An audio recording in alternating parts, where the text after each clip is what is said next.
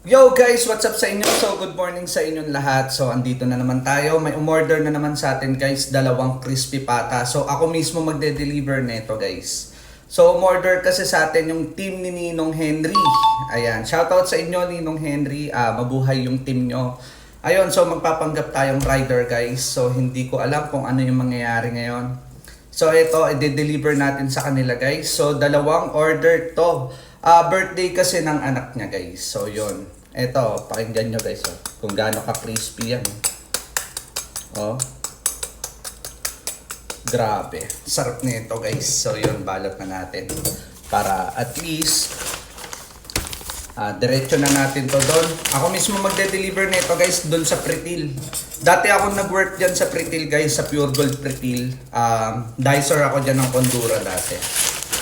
So ngayon, doon ako magde-deliver sa Pretil Public Market guys. So meat vendor din si Ninong Henry guys. So yun. De-deliver natin to sa kanila.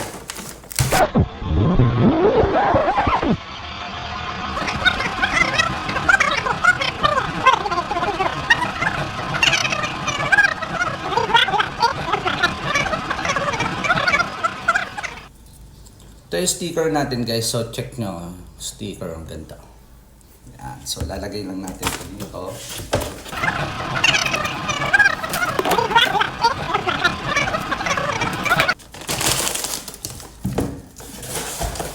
Ito nga pala yung sausawan guys. So yan, pang malakasang sausawan natin.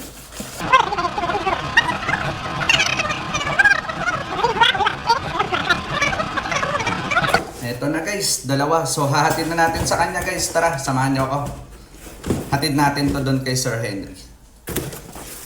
Order na kayo guys, 600 lang to isa.